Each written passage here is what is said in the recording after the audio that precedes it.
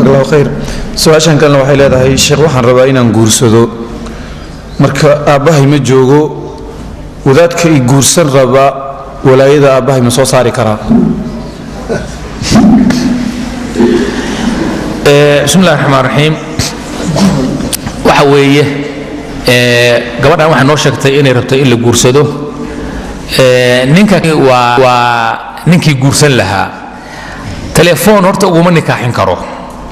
حيالها عن تليفون كلو نكاحين كريم وحكم ذا عقود عن تليفون كلو استعمال كريم وحكم ذا جورك يصرف العقد إنت تليفون درتيد مورن كرتيد ما أنت ساك دولار كمرة يا أنت يقصي ما حد عي تقابض بيوبهين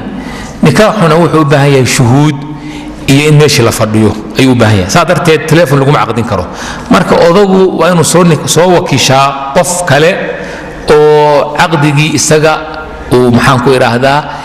u nikaaxiya labadii shuhuud keena qof kale oo kale in la keeno weeye ma garatay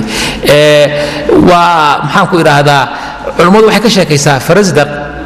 farasdaq ayaa maxaan ku iraahdaa waxa wakiishay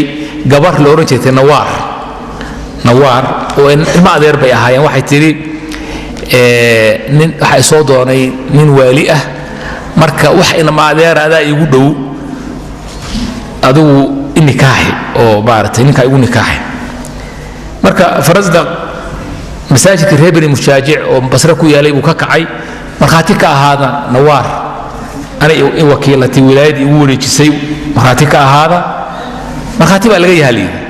markhaati ka ahaada ana isku nikaaxay ma garatay arrinkaas waa arrin dhacay buu ahaa oo taariikhi ah afar ciyaalana saabay ku dhashay oo marka dambe Abdullah ibn Zubayr ayaa kala diray oo kala furay marka waxaan ka wadaa qofka maxaan ku iraahdaa qofka la soo wakiisho nikaaxiina labadii markhaati baa loo baahan yahay wallahu a'lam